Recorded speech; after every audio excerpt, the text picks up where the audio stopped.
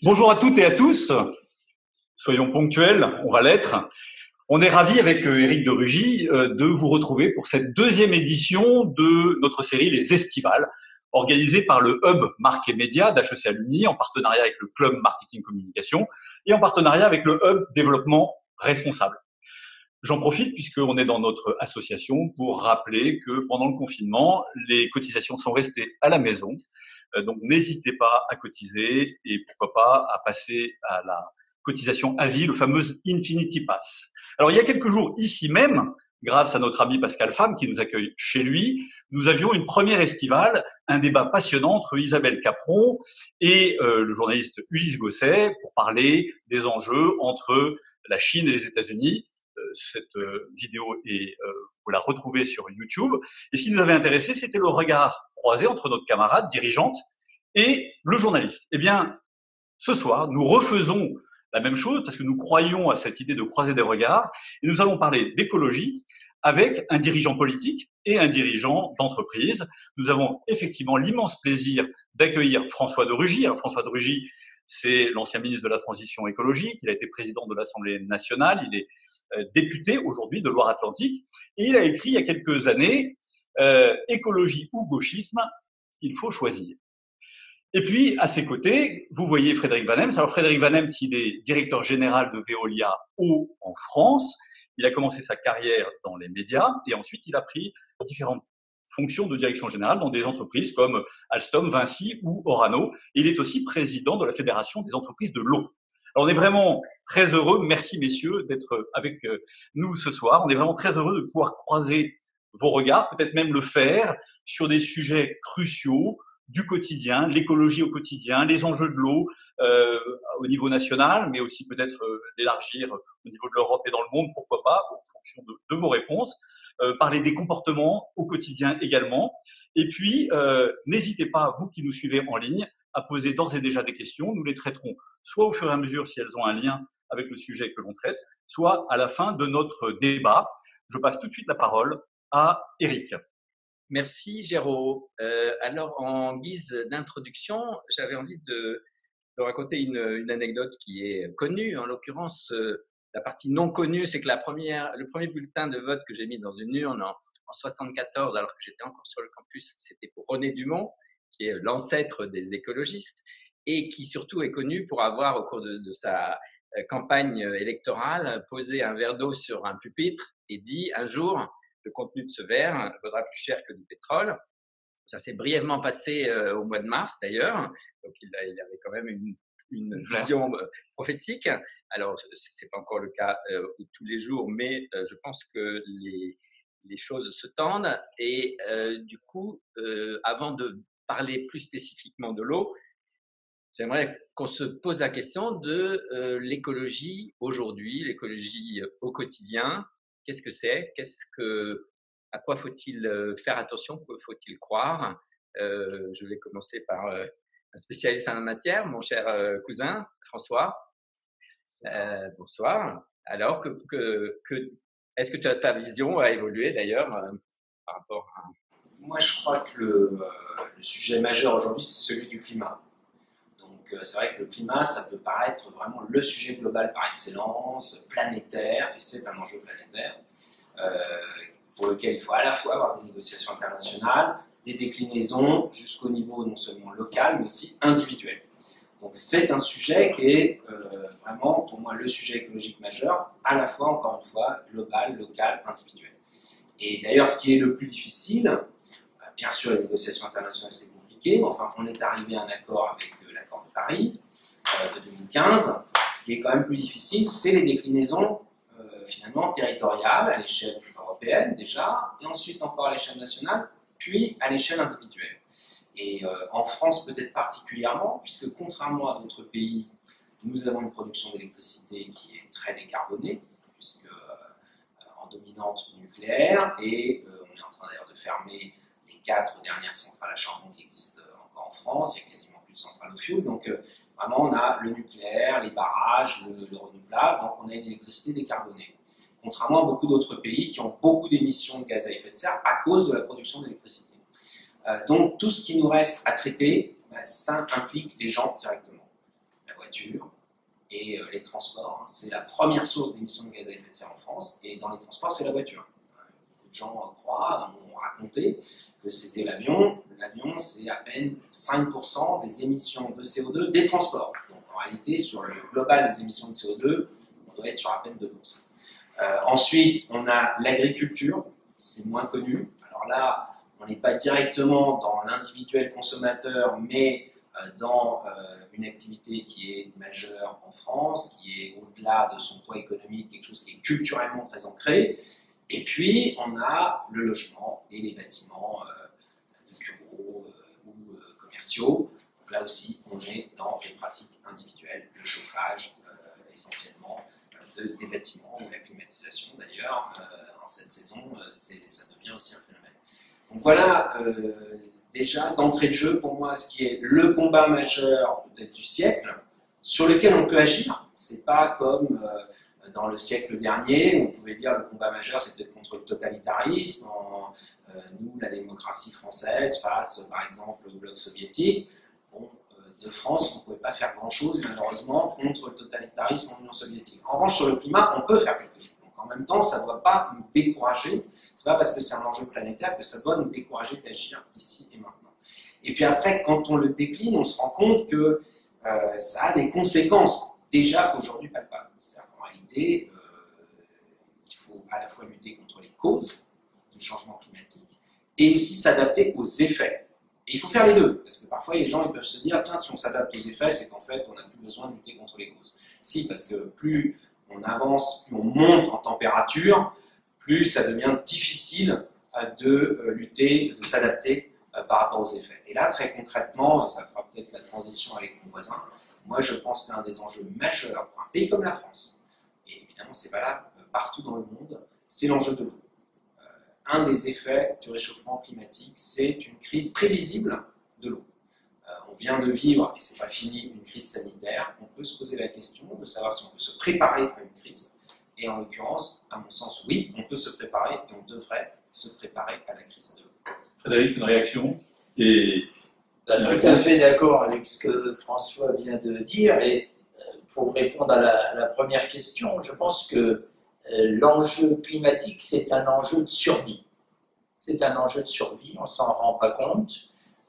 Il a fallu plus de 20 000 ans pour qu'il y ait une augmentation moyenne de 5 degrés dans la température sur la planète. Et là, on va avoir une augmentation de 5 degrés à nouveau sur une période de 60 à 70 ans. Et la planète, ou plutôt ses habitants, ne vont pas pouvoir le supporter. Parce que quand on dit qu'il faut sauver la planète, il y a un truc à se mettre en tête. La planète, elle se sauvera. Hein, elle, il n'y a pas de problème, on peut faire n'importe quoi. C'est l'humanité qui peut disparaître. La planète, elle continuera sa vie tranquillement. Mais si on veut que l'humanité puisse continuer à vivre avec une qualité de vie agréable et sans trop de problèmes géopolitiques majeurs, ben, effectivement, c'est un sujet de survie de l'humanité telle que nous la connaissons, de survie du modèle de développement dans lequel nous sommes. Et on voit bien que le modèle dans lequel on a été depuis 40 ans, voire un peu plus, qui consomme la planète à une vitesse qu'elle ne peut pas supporter, c'est un modèle qui va dans le mur. Donc il faut changer, et je suis bien d'accord avec François, ces propos ils ne sont pas alarmistes, ils sont là pour qu'il y ait une prise de conscience, parce que des solutions, il y en a, elles existent, des solutions technologiques, des solutions liées à l'innovation, on a toutes les solutions. Ce qui manque aujourd'hui, c'est souvent la gouvernance, et la gouvernance à tous les niveaux, et notamment au niveau territorial. L'eau, je suis bien d'accord, c'est un marqueur du changement climatique, pour ne pas dire que c'est le marqueur. Le changement climatique, il induit très vite des problèmes soit d'excès d'eau, soit de manque d'eau. Et donc, si on veut du développement économique, notamment dans nos zones qui étaient censées être tempérées, il faut adresser ce problème de l'eau. D'une manière générale, voilà, le climat, l'urgence climatique, c'est un problème de survie, de prise de conscience. Et de ce point de vue-là, je serais tenté de dire que le vote du deuxième tour des élections. Je crois que vous aviez donné comme thème de cette soirée 50 nuances de vert. C'est une formule amusante. Ce vote du deuxième tour, je trouve que c'est une très bonne nouvelle, parce que quelque part, c'est la preuve qu'il y a une véritable prise de conscience sur le fait que le problème numéro un, désormais, c'est cet enjeu-là.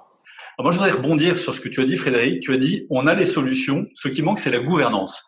Mais il y a aussi des débats sur le fond et on se demande quelles sont les bonnes solutions. Je vais prendre juste un exemple très intéressant, c'est la fermeture de Fessenheim, qui est bien connue.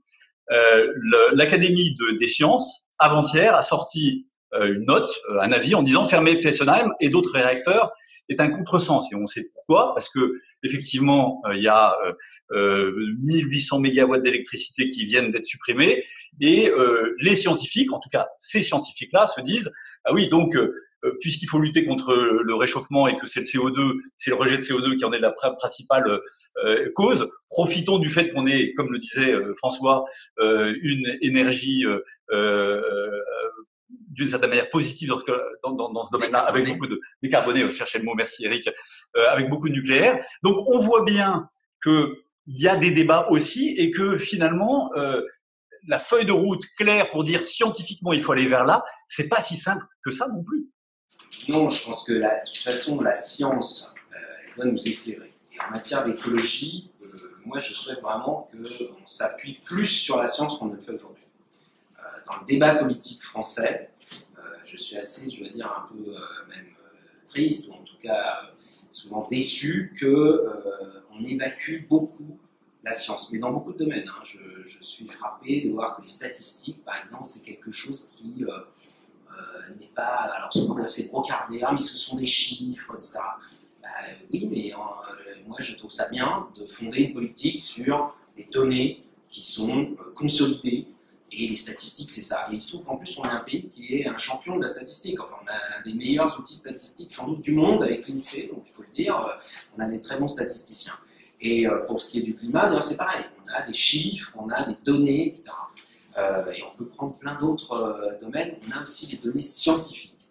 Et après, ça éclaire la décision, mais ce n'est pas les scientifiques qui prennent la décision. On l'a vu d'ailleurs avec la crise sanitaire. À certains moments, on voulait faire prendre aux scientifiques quasiment la décision. Et on dit, mais non, attendez, nous, on vous dit, voilà ce qu'on pense être à ce moment, à l'instant où on vous parle des données, et ensuite, c'est à vous, politique, de prendre la décision, ce qui est tout à fait normal. Donc, sur un débat comme par exemple le nucléaire, c'est évident qu'il y a une donnée qui est les émissions de gaz à effet de serre.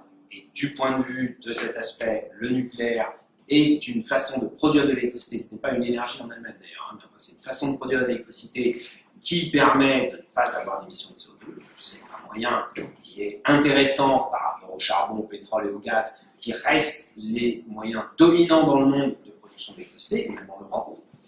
En revanche, ça pose d'autres problèmes qui sont connus, et notamment des problèmes de sécurité, enfin en tout cas de risque, et surtout des problèmes de déchets, production de déchets nucléaires qui eux-mêmes présentent des risques. Et d'ailleurs, aujourd'hui, on a toutes les peines du monde à trouver des endroits tout simplement pour stocker de façon sûre ces déchets nucléaires. Il y a un projet en France d'enfouissement, mais qui a du mal à être accepté. Donc voilà, c'est ça la balance. Et puis après, il y a un autre choix qui est aussi économique, enfin moi même industriel, qui est qu'en France, on avait peu développé les énergies renouvelables, parce que le nucléaire était très dominant, alors qu'on avait des savoir-faire. Il faut savoir par exemple qu'on a parmi les meilleurs scientifiques du monde sur le solaire, parce que tout simplement on a des gens qui sont très bons sur le spatial, que dans l'espace, pour avoir de l'énergie, c'est l'énergie du soleil que l'on cherche à capter, mais que ça a été écrasé en France parce qu'il y avait le poids du nucléaire. Alors que partout dans le monde, il y a un essor des énergies renouvelables. C'est clairement le but de la politique française, à laquelle j'ai participé depuis de longues années, avant d'être ministre et aussi en tant que ministre, c'est de rééquilibrer pour pouvoir avoir ce nucléaire qui produit évidemment pas de gaz à effet de serre, mais aussi de ne pas passer à côté de l'essor mondial des énergies renouvelables. Et en France, on fait vraiment une croix sur le thermique classique dans la production d'électricité. On est les seuls quasiment au monde à faire cela. Et on est quasiment les seuls en Europe. Donc ça, il faudrait quand même que d'ailleurs on soit capable de temps en temps de dire que ce qu'on fait en France est bien aussi. Parce que de fait, si vous regardez, j'invite celles et ceux qui nous regardent à le faire si ce n'est déjà fait, il y a une application sur smartphone qui est très simple à télécharger, qui s'appelle Electricity Map, et vous pouvez regarder à l'instant T quelles sont les émissions de CO2 de la production d'électricité en Europe. Il y a d'autres bases dans le monde, mais surtout en Europe. Et vous voyez que c'est quasiment systématiquement la France qui est parmi les meilleures. Voilà, ça c'est un choix politique, mais qui doit, encore une fois, être assis sur la science. Juste au passage, quand même, Fessenheim, c'est quand même une des centrales les plus vieilles, de France, hein, elle a plus de 40 ans. Oui, mais bon, la SN dit, elle avait encore... On peut prolonger la durée de vie des centrales, mais il faut réinvestir, ça pose des problèmes de sécurité, etc. C'est pas un truc qui est tombé du ciel, ou sorti d'un chapeau, sans aucune considération, là aussi, scientifique. Réaction sur les scientifiques dans l'écologie? Toute activité humaine comporte des risques. Après, le problème, c'est de savoir quel est le niveau de risque qui est accepté avec le niveau de pouvoir et de contre-pouvoir. Moi, je respecte la démocratie, je respecte éminemment le personnel politique. C'est un bon postulat. Non, mais dans ce pays, on adore critiquer, évidemment, et dès que quelqu'un est au pouvoir, évidemment, on lui tire dessus. Moi, je suis très, très respectueux des politiques, même quand je ne suis pas toujours d'accord avec eux ou avec leurs décisions. Mais dans le nucléaire, évidemment, c'est devenu une guerre presque de religion. Et je pense qu'il faudrait beaucoup plus asseoir les décisions sur, effectivement, des données scientifiques, sur des chiffres. Et je pense que, mais là aussi, il y a un peu d'avis personnel, que dans les années qui viennent, justement, le sujet de gaz à effet de serre et d'accélération de la hausse de température va devenir tellement important que le nucléaire fera partie de l'équation. Et le nucléaire n'est pas la solution, mais je pense qu'il n'y a pas de solution sans le nucléaire. Encore faut-il qu'il y ait la bonne gouvernance. Et ça fait revenir à la question de tout à l'heure. La plupart du temps, quand il y a des problèmes, c'est des problèmes de gouvernance. Si on revient à l'eau, une seconde, sur la planète, la quantité d'eau... Et au passage, les centrales, quelles qu'elles soient, mais notamment les centrales nucléaires, ont besoin de beaucoup d'eau pour se refroidir. Absolument, je pensais et qui dit réchauffement climatique, dit problème également de refroidissement de nos centrales. Elles sont prises en France. Hein. Tout à fait, elles ont toujours besoin d'être près d'un cours d'eau ou de la mer. L'eau est en quantité constante sur la planète. Et donc, sauf à certains endroits très très spécifiques, pour des raisons climatiques, on n'est pas en manque d'eau globalement. Le problème qu'il y a, c'est qu'il faut l'acheminer sur des distances plus ou moins importantes. Elle est plus ou moins polluée. Il y a des grosses problématiques de pollution de l'eau. Et donc, il y a des investissements à faire pour la dépolluer. Mais quand vous regardez tous les endroits où il y a des problèmes sur l'eau à travers le monde, et y compris en France, c'est pas parce que, à part quelques exceptions près, parce qu'il n'y a pas d'eau à proximité. C'est parce qu'il faut investir. Or, il n'y a pas de manque d'argent, parce que de l'argent, il y en a partout sur la planète, et il devrait presque être aimanté vers des projets avec autant de visibilité, autant d'impact, de prévisibilité. Qu'est-ce qui manque? C'est la bonne gouvernance qui permette de donner les conditions de sécurité à l'investissement pour que, effectivement, ces investissements soient faits. Même en France, et ça redevient un vrai sujet, pendant longtemps en France, l'eau, on n'en parlait plus, tout le monde était habitué à tourner le robinet, à avoir de l'eau potable, bonne pour la santé, que chacun peut boire, et tout ça était totalement invisible. Bon, là, vous l'avez vu en boucle l'été dernier à la télé, tout un tas de villes, de villages ont été livrés, parfois pendant plusieurs semaines, par des camions-citernes. Systématiquement, les points où ça s'est produit, c'est pas qu'il n'y a pas de l'eau à 5 ou 10 km. C'est pas qu'il n'y a pas d'argent pour financer la canalisation ou l'usine qu'il faudrait. C'est parce que les deux maires ou les exécutifs locaux, pour des raisons souvent picrocholines, n'ont jamais réussi à se mettre d'accord sur qui devait financer ou mettre en œuvre ces infrastructures. C'est pour ça que c'est toujours... Et dans les pays à travers le monde où il y a des problèmes d'eau, c'est souvent des endroits où, pour tout un tas de problèmes, les investissements qui devraient être faits ne sont pas faits. Problème toujours de gouvernance. Alors si on reste sur le sujet. Passage, oui. une petite chose, on parlait de l'eau et moi je n'en ai pas. Quelqu'un avait la gentillesse de m'apporter un Et ça m'éviterait de me sécher. si vous voulez bien être sympathique, ne lui amenez pas une bouteille d'eau, mais plutôt de la bonne eau du robinet. Alors de l'eau gazeuse. J'ai jamais, Mais de préférence, hein, François, de l'eau du robinet, parce que les eaux en bouteille, c'est des eaux thérapeutiques, hein, qui peuvent être très bonnes quand on est en manque de quelque chose, mais je crois que vous êtes en parfaite santé, donc pas besoin de thérapie.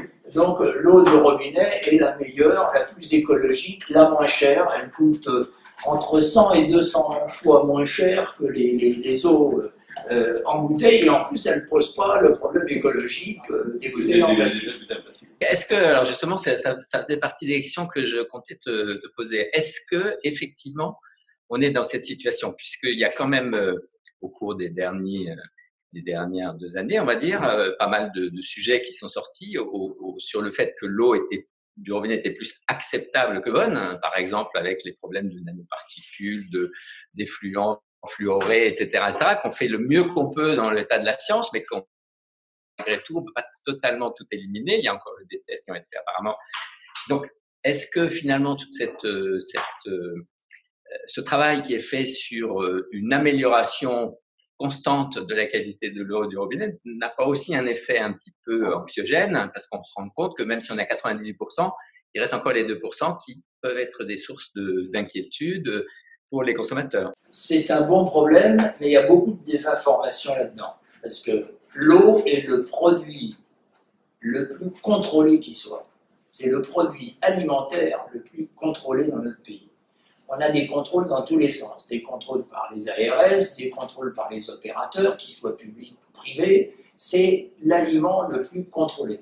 Dans 98,5% des cas, il répond à des dizaines, des centaines de critères et de contrôles, et il est parfaitement bon pour la santé. Alors, qu'après, il est un petit bout de chlore à certains endroits, que l'eau soit un petit peu trop dure parce qu'il y a trop de calcaire dedans, qu'il y ait des problèmes de nanoparticules ou de nanoplastiques qu'il y a de la même manière dans les bouteilles en plastique. Oui, et les technologies existent pour être capables, avec de la nanofiltration, ce qu'on appelle de l'osmose inverse basse pression, si on rentre dans les détails, on est capable d'arrêter tout ça. Le problème, c'est que c'est évidemment des usines qui coûtent plus cher, il faut investir. Et à nouveau, l'eau du robinet est absolument bonne pour la santé. Oui, alors la désinformation, on va dire, fait quand même son travail, et donc ça peut expliquer aussi pourquoi il y a des norias de camions qui amènent des bouteilles d'eau des montagnes ou ailleurs, et finalement, comment peut-on reprocher au consommateur finalement d'avoir un comportement qui, pour lui, est un comportement de santé pour avoir une eau plus pure, quand justement cette information est aujourd'hui diffusée. Et puis, quand c'est Veolia qui parle, est-ce qu'on croit forcément ce que dit Veolia par rapport à d'autres sources d'informations journalistique, scientifique? Mais là, c'est pas que de l'information de Veolia, c'est une information objective, vérifiée. À nouveau, hein, c'est un aliment extrêmement contrôlé. Il n'y a pas de problème de qualité. Et les gens, il y a des usages différents qui achètent des bouteilles d'eau en plastique. Et ça m'arrive de le faire aussi, parce qu'il y a des usages qui sont différents. Quand on se retrouve à un long trajet en voiture, ou on achète au bord de l'autoroute, il y a plein d'usages.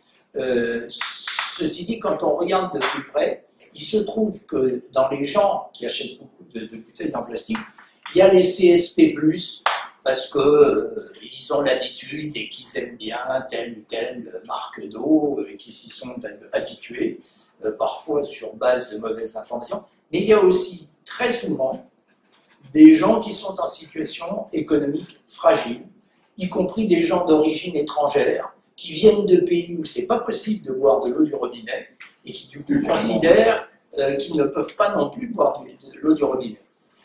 Donc là-dessus, nous, on n'est pas du tout en conflit avec les minéraliers, c'est des usages différents.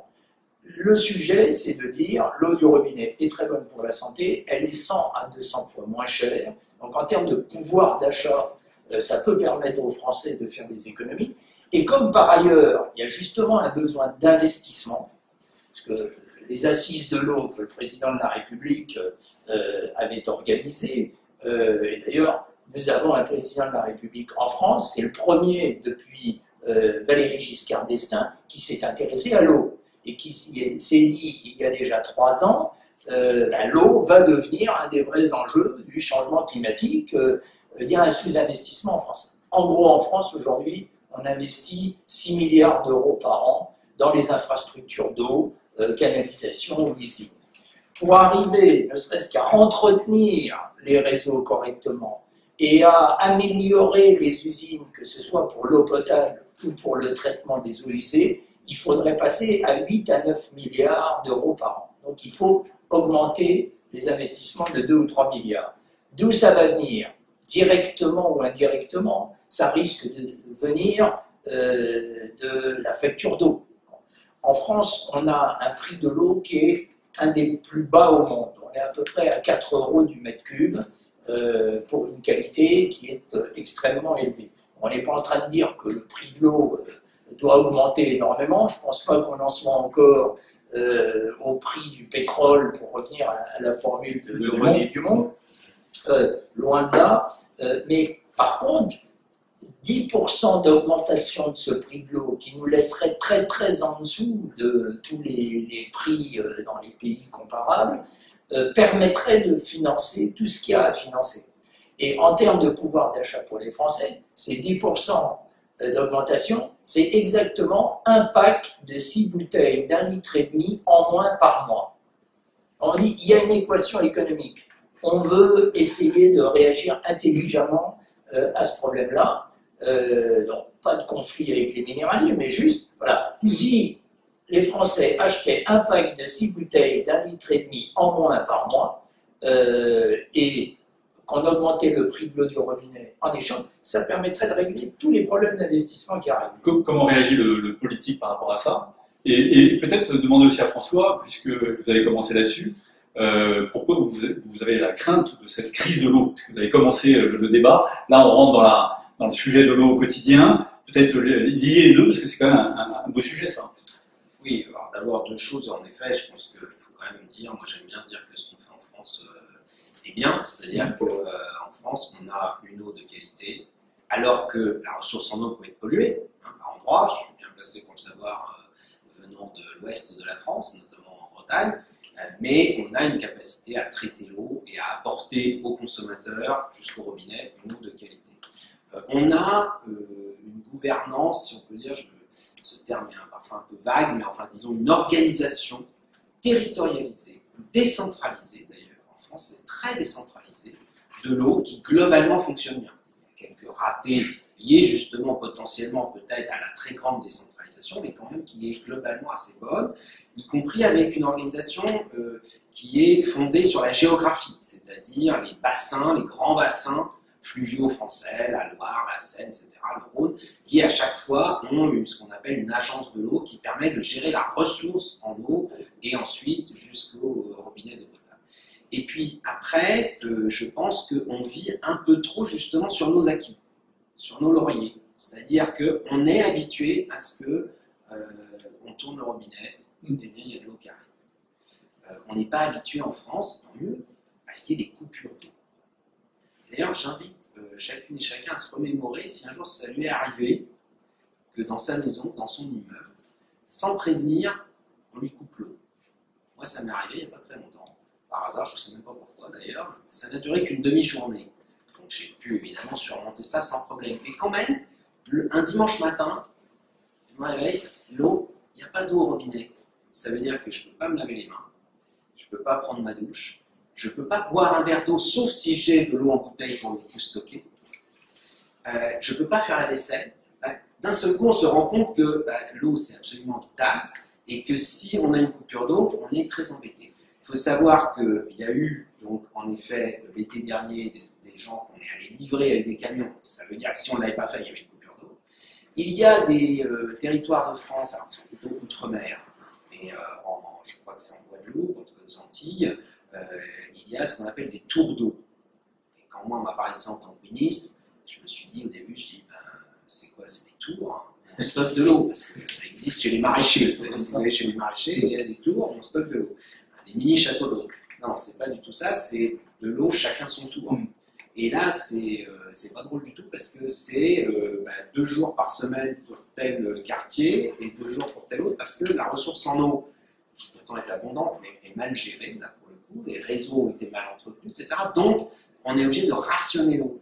J'ai discuté, moi, avec des personnes, on y est allé avec le président d'ailleurs, qui vivent ça. Bon, pourtant, c'est organisé, hein, mais c'est quand même très, très pénalisant dans la vie quotidienne. Il faut stocker dans des réservoirs, etc. etc. Vous ne pouvez pas faire votre machine, ou si vous lancez une machine à laver et puis que tout d'un coup il y a la coupure d'eau qui arrive alors que la machine est en cours, elle se casse, etc. etc. Donc on vit sur l'idée que l'eau c'est totalement évident. Seulement voilà, avec le réchauffement climatique, il y a des régions de France métropolitaine cette fois-ci qui vont être de plus en plus en pénurie d'eau. Alors quand on dit pénurie d'eau, on pense « Ah mais on ne pourra plus arroser le jardin, on ne pourra plus laver la voiture, on ne pourra plus remplir la piscine. » Bah, si on l'a remplie au printemps, c'est pas un problème. Et les agriculteurs, peut-être, eux, vont avoir des problèmes, ils ne pourront plus faire d'irrigation. Oui, ça, tout ça, mais c'est surtout qu'à un moment donné, on va arriver à la pénurie d'eau potable. Et là, si on n'anticipe pas ça, je pense que ça sera très, très, très difficile, évidemment, à supporter par les Français. Et donc, moi, je pense qu'il faut anticiper cela. Et donc, faire une batterie de mesures, parce que comme d'habitude, il n'y a pas une mesure. Si vous dites ça, il y a beaucoup de gens qui vont dire il suffit de stocker l'eau. Il suffit de stocker l'eau. Alors, qu'est-ce que ça veut dire? On la stocke chacun chez soi.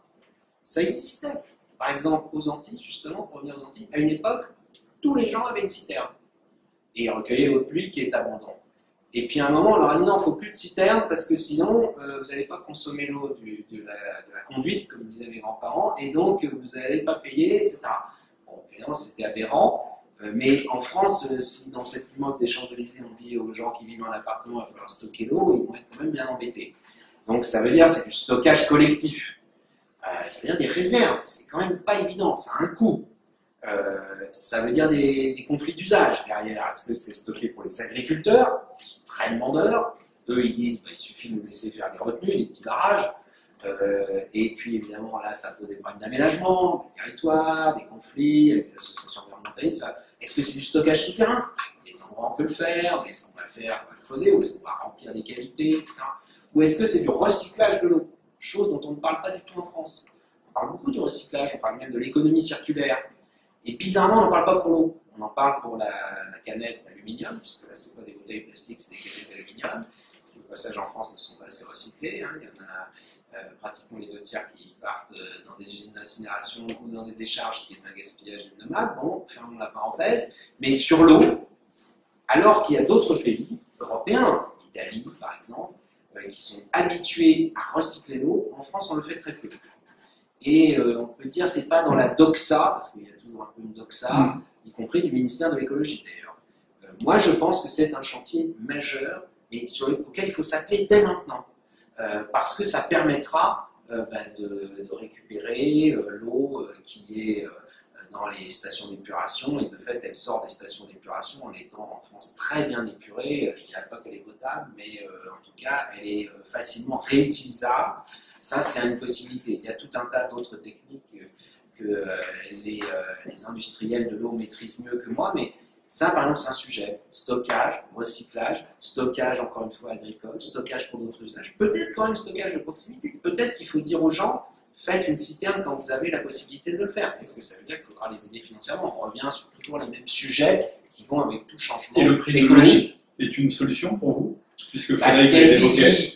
Oui, parce que, alors évidemment, c'est jamais très populaire, hein, dès qu'on parle d'augmenter les prix. Puis en France, on est habitué, et c'est normal, à avoir un prix de l'eau qui est très régulé. En général, il est fixé par les collectivités. D'ailleurs, c'est le Conseil de Paris, sans doute à Paris, qui vote une délibération qui dit l'année prochaine, l'eau sera de temps.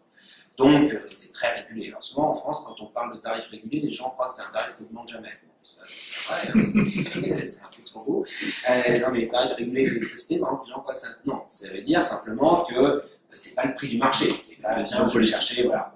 De fait, on peut intégrer dans la facture d'eau justement mutualiser. Là, on a les outils en France, on a tout ce qu'il faut pour mutualiser le fait qu'il y ait en effet un surcoût à envisager pour justement faire face à cette potentielle crise. En tout cas, tout à fait en ligne avec ce qui vient d'être évoqué, les solutions existent. Il faut les financer, il faut la gouvernance pour les mettre en œuvre. Le financement, ça peut passer, entre autres choses, par effectivement une légère augmentation. Il n'y a pas que ça comme solution. Hein. Et en France, on est arrivé à un prix de l'eau qui est un petit peu démagogiquement bas, lié à la guerre des prix, à toute l'évolution que le marché a eue pendant 10-15 ans. Réutilisation des eaux usées traitées, hein, tout à fait d'accord. L'Italie, l'Espagne sont à 10-15%, Israël à plus de 80%, c'est-à-dire l'eau qui sort des stations d'épuration, qui est effectivement pas potable, on est capable de la rendre potable. À Singapour ou en Namibie, l'eau à la sortie d'une station d'épuration, elle rentre directement dans le réseau d'eau potable. Donc toutes les technologies existent. On n'en est pas encore tout à fait là psychologiquement en France, mais en tout cas, est-ce que vous considérez normal de laver votre voiture à l'eau potable, d'arroser des espaces verts à l'eau potable, de nettoyer les voiries à l'eau potable? Alors, il ne faut pas les nettoyer non plus avec de l'eau qui est traitée, mais elle n'a pas besoin d'être au niveau potable, qui est vraiment un niveau extrêmement élevé. Et donc, en sortie de station d'épuration, on est capable de traiter suffisamment pour pouvoir faire de la réutilisation des eaux usées traitées pour ce type d'usage ou pour l'agriculture.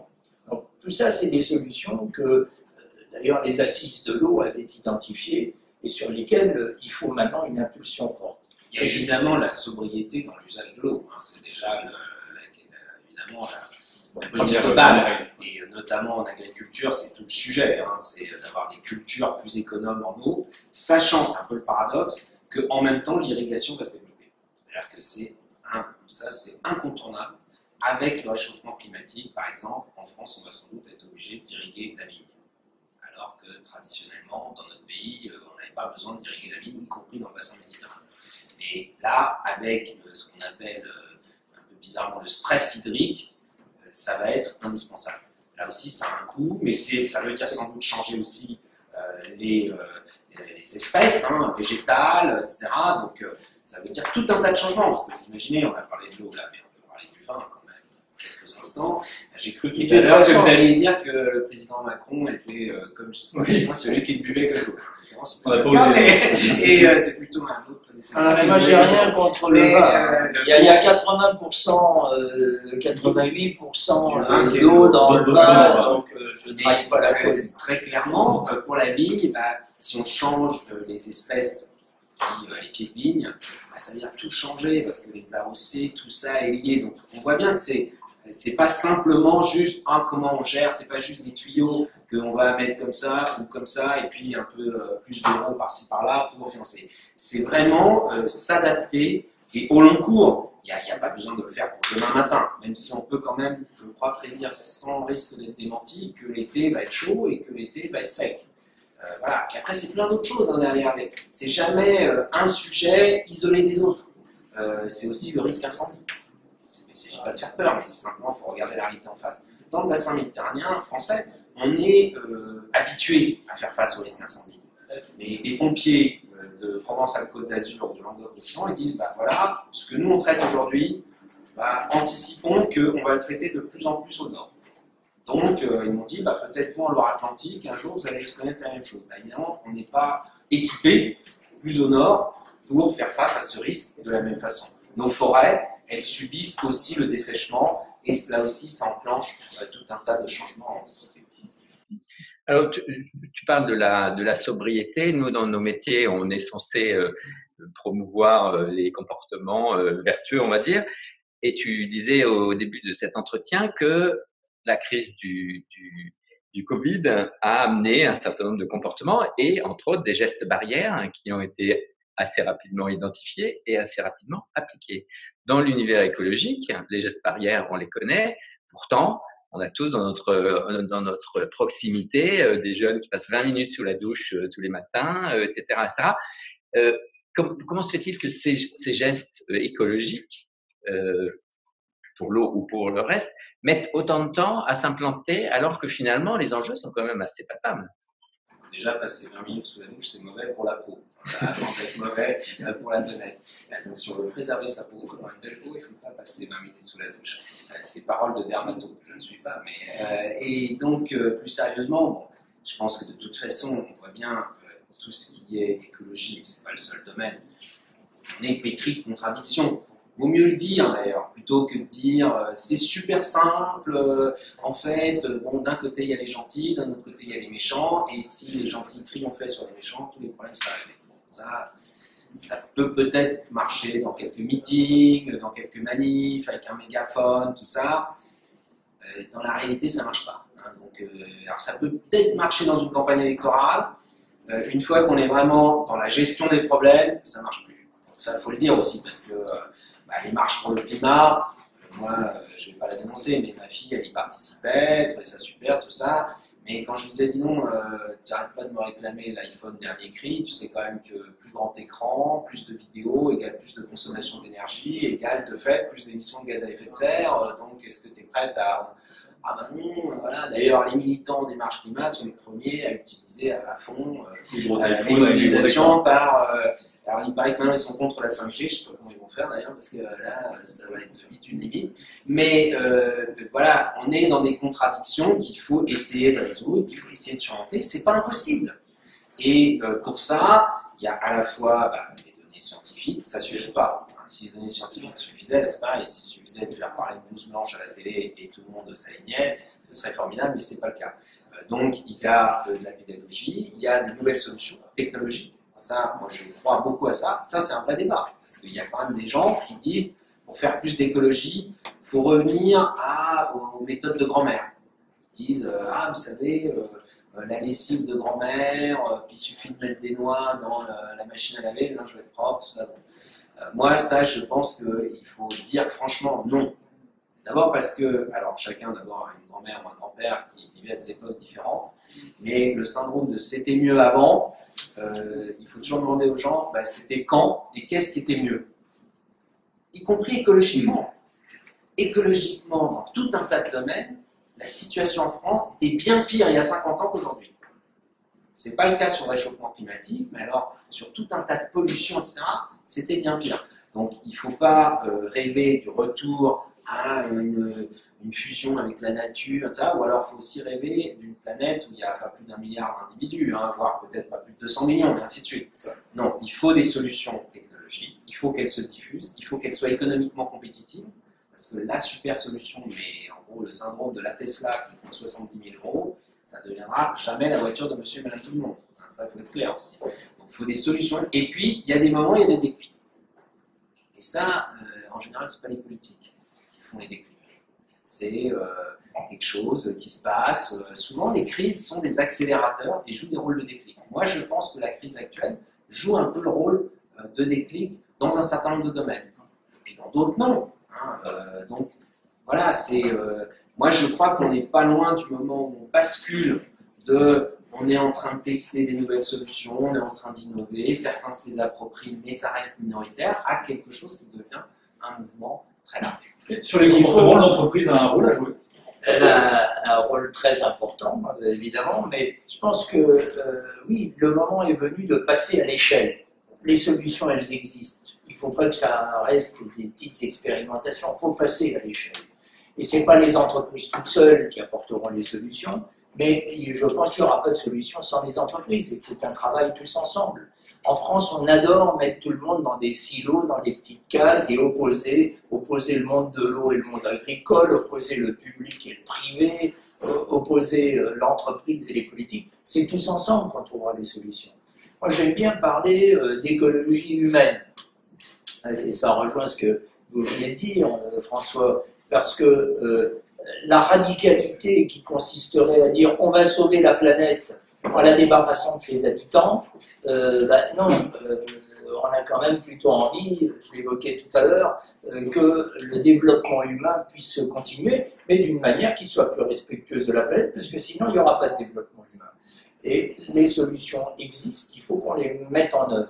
Je crois qu'on est à un moment formidable, et moi je voudrais avoir une note d'optimisme parce que effectivement il y a une prise de conscience. À nouveau, le vote, la vague verte du deuxième tour des municipales, c'est une prise de conscience. La jeunesse qui se mobilise, parfois pleine de contradictions, aux quatre coins du monde, c'est un signe positif. Et dans le niveau de priorité, c'est devenu quand même la priorité numéro un pour beaucoup de personnes à travers le monde. Je crois que pour 91% des Français, le problème du climat est devenu le premier problème. Donc les solutions existent, il y a une prise de conscience. C'est vrai que ce n'est pas toujours les politiques qui sont en pointe et ils sont parfois un peu suiveurs de l'opinion publique, mais c'est normal, comme les entreprises parfois. Tout existe, c'est le moment de passer à l'échelle. Et comme la crise sanitaire que nous venons de vivre, évidemment, elle a des conséquences économiques et sociales qui sont très importantes, même si la France est encore un petit peu en coma artificiel et ne se rend pas complètement compte que certains organes ne fonctionnent plus normalement. Mais je pense que dans les mois qui viennent, on va malheureusement avoir un choc économique et social très très fort. Tout le monde commence à se rendre compte que la seule manière pour que le choc soit pas trop important, c'est de faire de l'investissement. Et je crois que tout le monde appelle de ses voeux que ça soit l'occasion d'un investissement plus vert et inclusif. Tout est lié, une fois de plus. Tout est lié. L'avenir de la planète, si les choses ne se passent pas bien, c'est les plus pauvres, c'est les plus vulnérables qui vont être en difficulté. Donc le social, l'économique, l'environnemental, plutôt que de les opposer, il faut vraiment au contraire qu'on arrive à les aligner. Une fois de plus, optimisme, parce que les solutions existent et que si tout le monde s'y met, dans les mois et les années qui viennent, on peut avoir une relance qui soit une relance vraiment beaucoup plus verte et inclusive qu'elle ne l'a été ces dernières années, que le modèle économique ne l'a été ces dernières années. Nous louons ton optimisme, Frédéric. Après tout, le vert, c'est la couleur de l'espérance en plus. Donc, mais ça n'empêche pas de poser un certain nombre de questions aussi. On est là pour ça. Et tu parlais de l'approche en silo, entreprise, politique, lobby, etc. Il y a une chose qui me frappe, c'est que on a aujourd'hui, et à nouveau, un ministère de l'Agriculture, et on n'a pas beaucoup parlé d'agriculture, un petit peu par allusion, et il faut le faire, qui n'est pas englobé dans le ministère de la Transition écologique. On en est à notre 4e ministre de la Transition écologique. Il y a eu Nicolas Hulot, il y a eu François de Rugy ici présent. Ensuite, on a eu Madame Borne et on a maintenant Barbara Pompili. Peut-être que ce serait intéressant que vous nous disiez, vous qui la connaissez particulièrement bien, comment vous voyez ces premiers pas. Et on en a la même chose pour les ministres de l'Agriculture. On a eu Jacques Mézard, Stéphane Travert, Didier Guillaume et maintenant Julien Denormandie. C'est beaucoup, en 3 ans, en 2 ans et demi. Est-ce qu'il peut y avoir une continuité d'action quand il y a autant de changements? Et est-ce qu'il peut y avoir vraiment des solutions à partir du moment où ce sont 2 ministères qui vont continuer à avoir leur feuille de route? Est-ce que une des grandes innovations n'aurait pas été, pour une fois, d'inclure la transition, l'agriculture et l'alimentation dans la transition écologique? Oui, mais après, il faut quand même, ça va peut-être vous surprendre que je dise ça, mais l'écologie est dans beaucoup de choses. Et il faut mobiliser beaucoup de secteurs pour arriver à des changements écologiques. Alors, est-ce que ça veut dire que le ministère de l'écologie chapeaute tout? Parce qu'il pourrait chapeauter l'économie, je veux dire, à bien des égards, et il pourrait même chapeauter la santé aussi, parce qu'à bien des égards, il y a aussi des enjeux très liés entre santé et environnement. Il faut quand même aussi, en termes d'organisation de l'État et de la politique, avoir des responsables identifiés sur les thématiques. Donc, c'est pas choquant qu'il y ait un ministre de l'Agriculture et qu'il y ait un ministre de l'Écologie. D'ailleurs, l'agriculture serait intégrée au ministère de l'Écologie, il y aurait un ministre délégué à l'agriculture et de fait, le ou la ministre de l'Écologie ne pourrait pas au quotidien s'occuper de tout, depuis les transports jusqu'à l'agriculture en passant par l'énergie, etc. Donc ça, pour moi, c'est secondaire. Le principal, c'est qu'en effet, il y ait une cohérence. Ça, oui, c'est pas toujours évident, c'est clair. Sachant que la politique agricole en France, elle est très structurée par la politique agricole commune européenne. Et moi, je trouve que c'est plutôt une bonne chose, parce que c'est un acquis de la construction européenne, dont la France bénéficie d'ailleurs, d'avoir cette politique commune, y compris parce que ça veut dire, d'un point de vue écologique, quand on prend une norme, quand on prend une orientation, c'est pas simplement pour nous qu'on la prend, c'est pour tous les pays européens du point de vue de la production et pour tous les consommateurs européens du point de vue de la consommation. Donc c'est quand même très intéressant comme levier d'action. Ça veut dire que c'est des batailles, parce que toutes les politiques européennes, il faut les négocier à 27, donc c'est long, c'est compliqué, mais c'est quand même un effet de levier très intéressant. Après, c'est tout le débat là maintenant, parce que la politique agricole commune, elle doit être réformée là maintenant, comme c'est le cas régulièrement, hein, c'est pas quelque chose de particulier, mais on est dans cette période de négociation. Il y a un enjeu de savoir si la PAC, la politique agricole commune, sert de levier écologique ou pas. Il y a eu des tentatives par le passé. Pour l'instant, malheureusement, ça a plutôt échoué, hein, les tentatives de verdissement de la PAC. Mais il y a un levier pour lequel la France se bat, même si ce n'est pas très connu, c'est ce qu'on appelle les paiements pour services environnementaux. C'est-à-dire de dire à un moment donné, les agriculteurs rendent des services à la nature, à l'environnement, il faut rémunérer ça. Parce que si on ne le rémunère pas, c'est sûr qu'eux, ils vont plutôt avoir tendance à se tourner vers la production pure et dure et le rendement maximal. Et ça, en effet, parfois, ça induit des dégâts sur l'environnement, notamment sur les. Donc ça, par exemple, très concrètement, pour donner un exemple, planter des haies le long des champs. On sait que ça a des bénéfices en biodiversité, pour la qualité de l'eau, etc., les sols. Seulement, voilà, ça réduit un peu le rendement. Des bandes de terrain qui se longent le long des haies. Donc, est-ce qu'on est capable de compenser financièrement ça? Moi, j'ai rencontré un jour un agriculteur au salon de l'agriculture, il m'a dit, Monsieur le ministre, moi j'ai fait le calcul. Je considère que 1000 mètres de haies, c'est 1000 € de perte par an sur le champ concerné. J'ai calculé sur mon exploitation, je pourrais planter 14 km de haies, ça fait 14 000 € par an. Est-ce que c'est hors de portée de dire dans la PAC, on oriente une partie des subventions vers ce type de choses?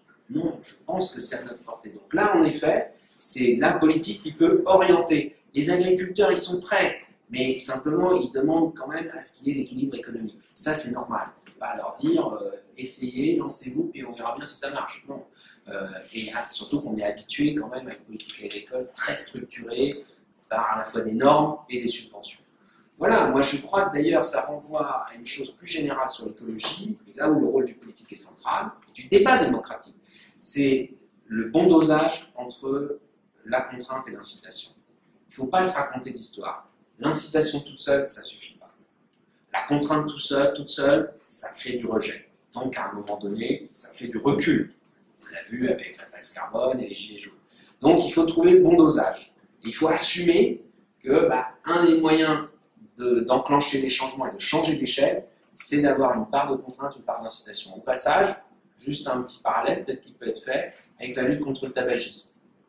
Il y a 30 ans, on aurait peut-être eu un débat là, sur la loi E20. Et la loi E20, hein, mais il y a toutes les unes de la presse, scandale, atteinte aux libertés, etc. etc. Aujourd'hui, dans cette salle, là, on aurait fait, il y a des gens qui auraient fumé. Et puis, moi qui suis non-fumeur, j'aurais dit, excusez-moi, on m'aurait dit, va donc à la fenêtre et puis va respirer l'air, si la fumée, ça te gêne. Maintenant, on a complètement changé. Et c'est donc dans les têtes qu'on a changé, mais on a aussi changé la règle. On a changé la loi. Et donc, on est un pays, en plus, qui aime bien que ce soit dans la loi pour que ce soit partagé par tout le monde. Voilà, c'est un exemple de contrainte et incitation.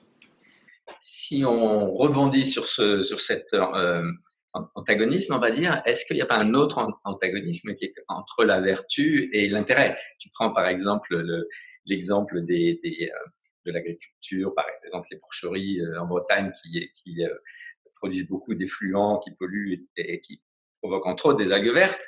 Et finalement, il y a un intérêt. Enfin, pourquoi ces entreprises, ces exploitations sont aussi précieuses, c'est parce qu'elles vont apporter de l'alimentation pas chère, qui va alimenter, soit dit en passant, la guerre des prix entre les distributeurs qui, eux, ont un intérêt direct à faire pression sur le prix des produits agricoles finaux. Donc, est-ce que finalement, il n'y a pas aussi ces éléments? C'est-à-dire est-ce qu'il n'y a pas dans notre système, finalement, des éléments de résistance qui font que les comportements sont freinés naturellement parce qu'on a appris aux gens que acheter moins cher, finalement, c'était sain, que c'était une finalité et que ça passait par quelques sacrifices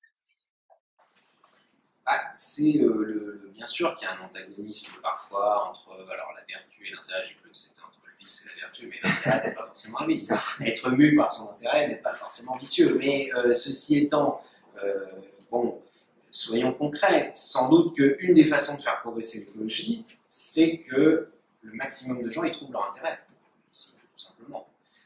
L'individu, dans son petit budget à lui, dans son petit compte de résultat à lui, c'est-à-dire voilà, mes factures d'eau, d'électricité, de gaz, de chauffage, de voiture, etc. Parce que objectivement, par exemple, en termes de transport et déplacement, la voiture c'est le mode de déplacement le plus cher. Donc on voit bien que c'est pas le principal, c'est pas toujours le principal critère de choix. Les gens parfois ils me disaient je prendrai le transport en commun quand il sera moins cher. Je dis c'est bizarre parce que si vous faites le calcul, faites-le, hein, vous verrez, la voiture ça vous coûte beaucoup plus cher que les transports en commun au prix d'aujourd'hui. Donc c'est pas ça en fait le critère de choix. Là quand on a ça, c'est le confort, c'est la rapidité, donc il faut que les gens y trouvent leur intérêt. Et je pense d'ailleurs que c'est souvent ça qui fait qu'il y a une bascule. Les gens y trouvent leur intérêt. Pourquoi Air France supprime des liaisons entre Paris et Bordeaux? C'est pas spécialement par vertu écologique.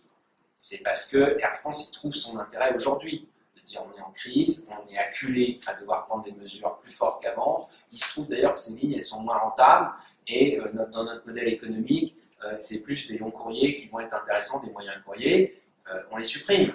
Et là, ça rencontre une volonté politique qui dit, d'ailleurs, oui, on va les supprimer, mais on va veiller à ce que ce ne soit pas un concurrent qui prenne la place avec un autre modèle économique, parce que écologiquement, ce n'est pas bien. Voilà, c'est ce genre de choses qui fait qu'il peut y avoir un effet boule de neige.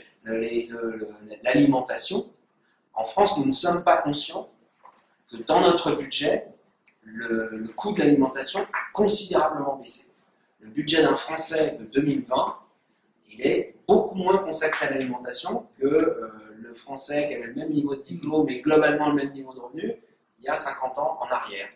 Pareil pour l'habillement. Maintenant, pareil pour d'ailleurs certains objets électroniques qui étaient beaucoup plus chers rapportés au salaire. Bon. Donc, sur l'alimentation, c'est ça le sujet. C'est est-ce qu'on est prêt à repayer un petit peu plus pour avoir une alimentation qui soit d'un peu meilleure qualité d'une part et surtout qui aura un peu moins d'impact sur l'environnement. Et par ailleurs, c'est toujours pareil, il y a une stimulation de l'économie qui fait que si on a un peu de contraintes, on cherche des solutions. Ce que je disais sur la vigne, moi j'ai visité des vignes dans l'Aude il y a 2 semaines, et bien les vignerons, c'est eux qui me l'ont dit. Ils m'ont dit, vous savez, on échange avec des Argentins, le vin du Nouveau Monde, et quand ils viennent nous voir, ils disent, c'est bizarre, pourquoi vos vignes ne font que 1 mètre de haut? Nous, les vignes, chez nous, qui produisent du vin qui a à peu près le même prix et tout ça, elles font 2 mètres de haut. Et donc, mais ça, c'est arithmétique. Si vous avez des vignes qui font 2 mètres de haut et d'1 mètre, elles vont produire 2 fois plus. Voilà, bon, ça veut dire que c'est tout simplement, il faut réinventer un certain nombre de choses parce qu'on a un peu de contraintes, on est stimulé pour trouver des nouvelles techniques qui, y compris, sont économiquement compétitives. Oui, moi je crois qu'il faut aligner les intérêts et pas opposer les uns aux autres. Ça passe par un mélange de contraintes et d'incitations pour pousser tout le monde à rentrer dans des systèmes vertueux. Le principe pollueur-payeur, par exemple, il devrait être beaucoup plus généralisé. Et quand pour la production d'un certain nombre de produits ou de services, le côté polluant aura un coût, dans le modèle économique, ça changera complètement les choses. Et les gens auront intérêt à ce moment-là à produire de manière qui ne soit pas polluante. Et si en plus, à ce moment-là, on réinvestit une partie de cet argent pour les entreprises qui, elles, dépolluent, vous avez un double effet bénéfique qui va accélérer les choses.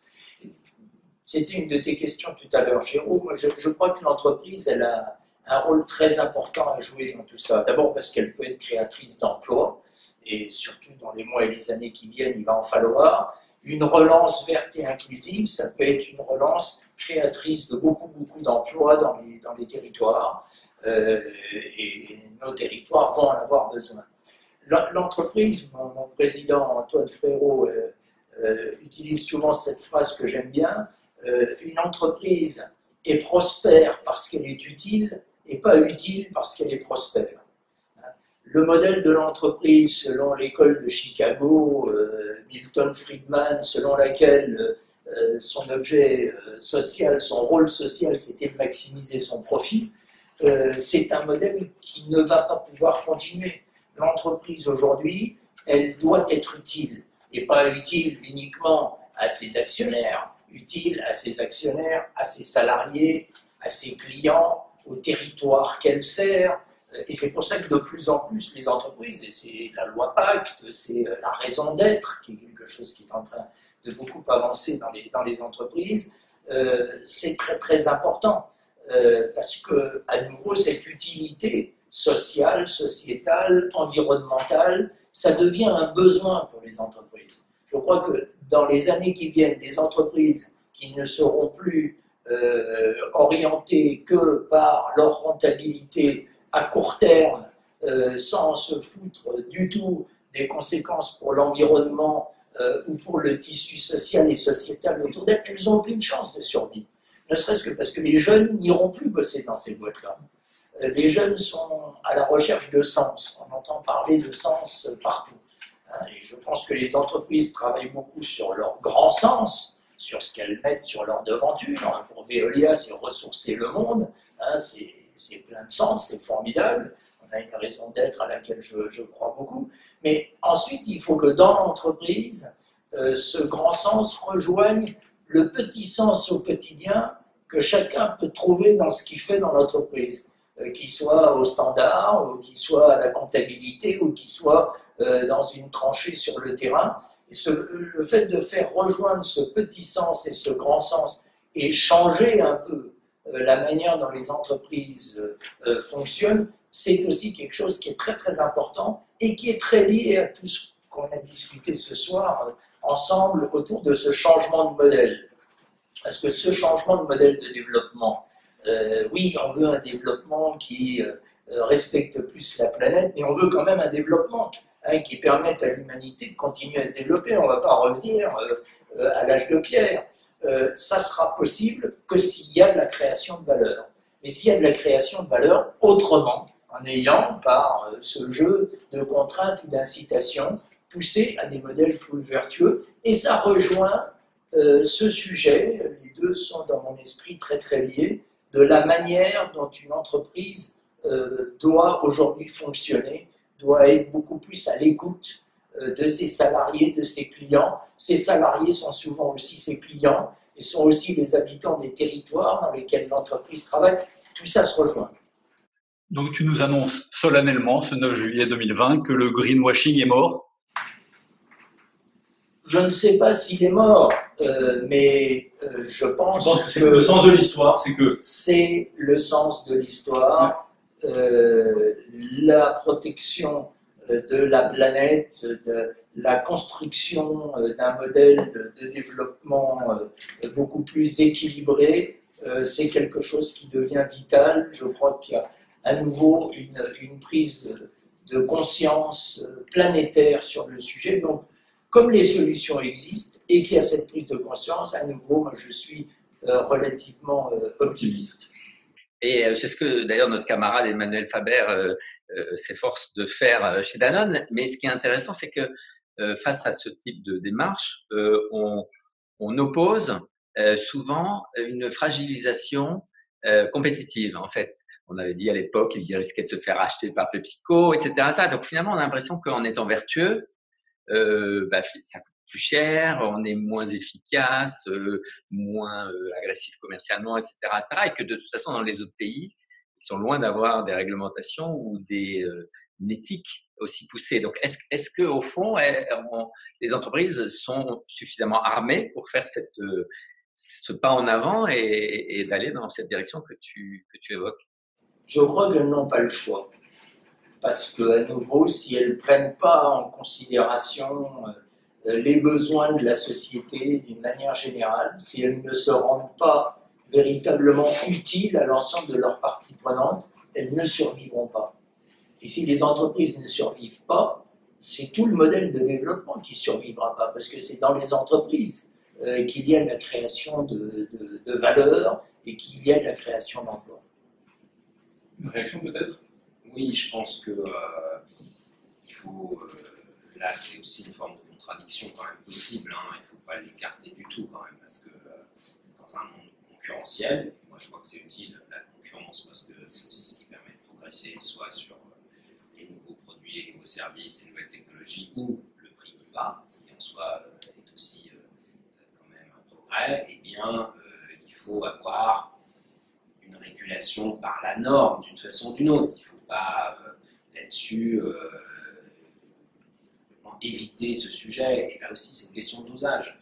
On sait bien que trop de normes, ça finit par étouffer, d'une part, potentiellement la compétitivité, mais surtout l'innovation. C'est-à-dire qu'à un moment donné, si dès que vous voulez faire quelque chose de nouveau, ah non, ça c'est pas possible, non, ça c'est pas possible, là, ça va étouffer. Mais l'absence de normes ou une trop grande dérégulation a toujours tendance à tirer quand même vers le bas, y compris un marché.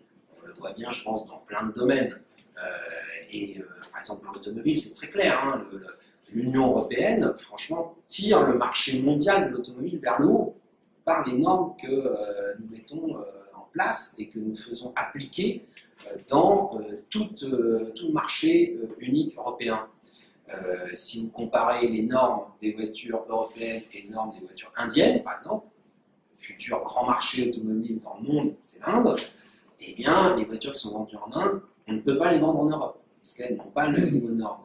On pourrait dire, bah, après tout, pourquoi s'embêter avec les normes européennes? On n'a qu'à appliquer les normes indiennes, on aura des voitures moins chères, qui pèseront peut-être moins lourd, d'ailleurs, ensuite ça. Oui, mais sauf que nous, on se dit, c'est quand même ça qui permet de progresser, c'est toujours combiner la sécurité routière, l'écologie, etc. etc. L'écologie, pas que sur le climat, hein, sur la pollution de l'air, etc.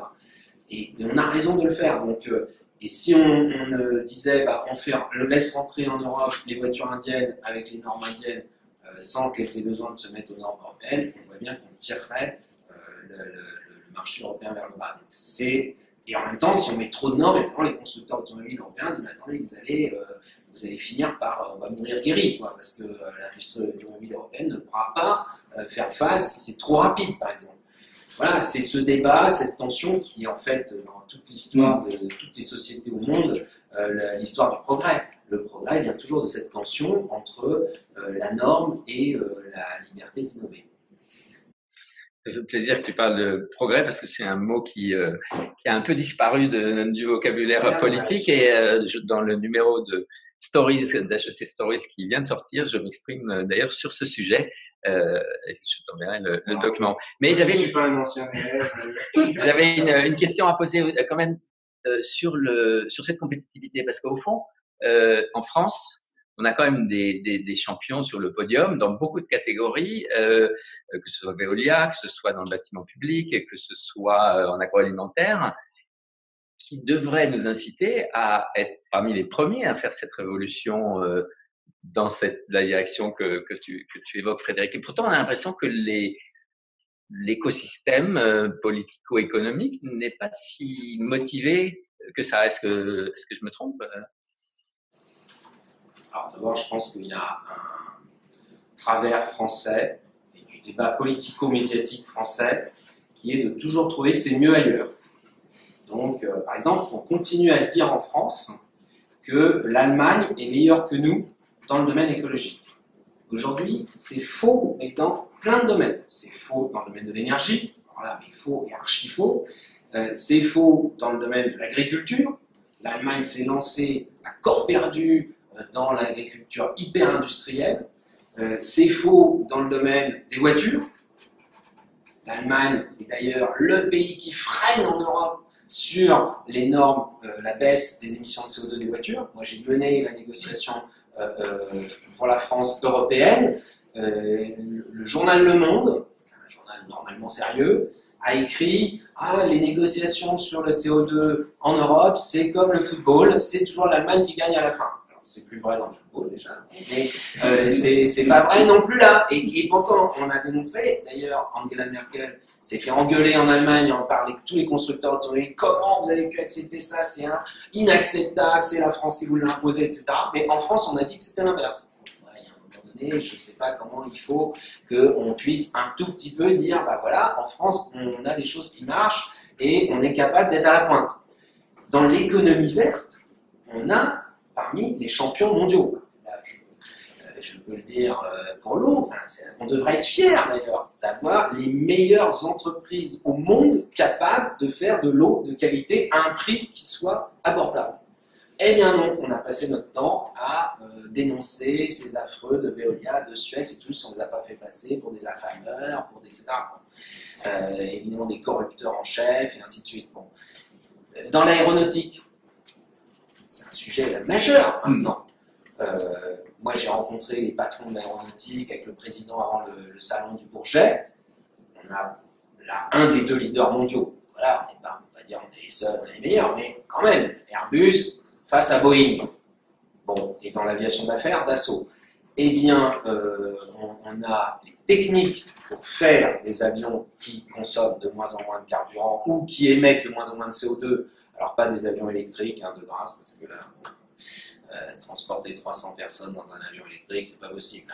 Ça, on peut avoir des petits avions expérimentaux, mais non, des avions avec des carburants synthétiques, avec des choses qui permettent vraiment de baisser les émissions de CO2, des avions évidemment moins lourds, des matériaux vraiment composites extrêmement performants, qui sont fabriqués en France, mais là, les constructeurs de l'aéronautique disent, bah, nous on est prêts, on peut le faire, ça coûte un peu plus cher, c'est vrai.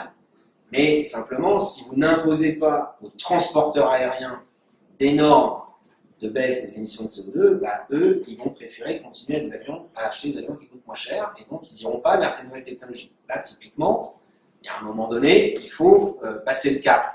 Et il faut dire qu'en France, on est capable de le faire. Et on a, dans l'automobile, on a le numéro 1 mondial de la voiture électrique. Mais on continue à s'extasier devant Tesla. Je veux bien, mais c'est Renault-Nissan. Renault-Nissan, numéro 1 mondial de la voiture électrique. Un ancien PDG de Renault-Nissan, dont on n'ose plus prononcer le nom, a fait le pari il y a plus de 10 ans. Nous, on l'avait auditionné à l'Assemblée nationale.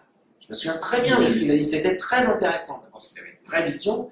Et ensuite, il dit, voilà, nous, on fait le pari qu'en Europe, les voitures électriques, dans 10 ans, ce sera 10% du marché, et nous, on va avoir 20% de ce marché.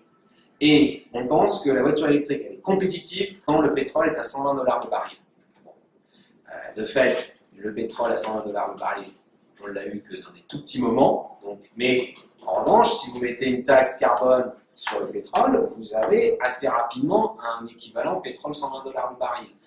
Aujourd'hui, le marché automobile, c'est pas 10% qui est électrifié, c'est plutôt 3-4%. Donc en effet, 20% de 3-4%, ça ne fait pas le même business pour Renault-Nissan que 20% de 10%. Bon. Mais on voit qu'on a la capacité. Et d'ailleurs, si ça ne s'est pas plus développé, c'est parce qu'on n'a pas voulu plus accélérer les normes sur les émissions de CO2 des voitures. Il est bientôt l'heure de se quitter, donc on a quelques questions de nos camarades qui nous suivent en ligne. Il y a une question de tout à l'heure qui était sur l'éolien. Tout à l'heure, on parlait des grandes vaches sacrées ou des guerres de religion. Et un de nos camarades nous disait, mais l'éolien, on le pousse, on le valorise, alors que justement, scientifiquement, c'est le prix, ça revient cher en termes de prix, ça utilise des matériaux rares, ça utilise les surfaces au sol les plus importantes par kilowattheure produit, beaucoup plus que le nucléaire, beaucoup plus que le pétrole, beaucoup plus que le thermo, ça détruit des réserves d'oiseaux, etc., etc. Donc, il y a une question sur l'éolien. C'est un hachoir, vous savez, les gens croient qu'une pale d'éolienne, c'est un hachoir, les oiseaux passent dedans, ils se font hacher menu. Alors les oiseaux ne sont pas bêtes à ce point, donc quand ils voient une éolienne, ils l'évitent. Il y a eu des études très scientifiques qui l'ont démontré. Donc l'éolien, ça fait partie des solutions, d'après vous, mais c'est toujours il ne faut pas pousser plus que les autres, c'est une question de il faudra de tout.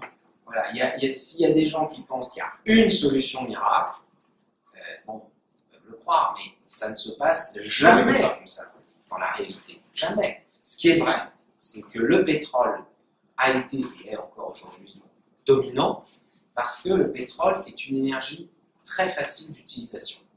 C'est-à-dire que vous pouvez, si je voulais, je pourrais avoir de l'essence dans ce verre. Voilà, alors ce ne serait pas très intéressant, mais en revanche dans un bidon, je pourrais me trimballer avec un petit bidon d'essence et je peux aller mettre dans ma voiture, alors que, par exemple, le nucléaire, vous voyez que pour transporter de l'énergie nucléaire, ce n'est pas tout à fait aussi simple.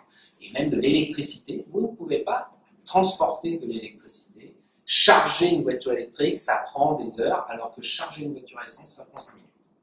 Donc ça, le pétrole, il ne s'est pas développé pour rien. C'est pas parce qu'il y avait un complot avec des gens qui ont dit on va imposer le pétrole dans le monde entier. C'est parce qu'il est très simple d'utilisation. Il n'est pas si compliqué que ça à exploiter. C'est pas simple quand même, mais il est facile d'utilisation. C'est une énergie qui est facile à stocker et à transporter. Après, c'est pas notre intérêt, c'est pas l'intérêt de la planète de continuer dans le tout pétrole. C'est quand même ça l'enjeu d'ailleurs. L'enjeu numéro 1 sur le climat, c'est de sortir du tout pétrole et accessoirement quand même du charbon. Si on devait avoir une priorité au niveau mondial, ce serait de supprimer la production d'électricité par le charbon parce que c'est ce qu'il y a de plus émetteur de CO2. Or, on sait produire de l'électricité sans charbon. Alors aussi, c'est pas parce qu'il y a des gros méchants qui imposent le charbon, c'est que c'est aujourd'hui moins cher. Donc là, en effet, il faut assumer. On ne prend pas la solution la moins chère. Sur la question des éoliennes, les éoliennes aujourd'hui, il y a tout un tas de cas où elles sont compétitives. Compétitives, c'est-à-dire le prix du kilowattheure à la sortie de l'éolienne, il n'est pas plus élevé qu'à la sortie d'une centrale nucléaire. Si on prend la centrale nucléaire, par exemple, en Grande-Bretagne. Non, mais nos amis britanniques, ils sont en général pragmatiques. On dit qu'ils regardent beaucoup les prix, justement. Moi, j'ai rencontré les amis britanniques, ils m'ont dit voilà, c'est simple.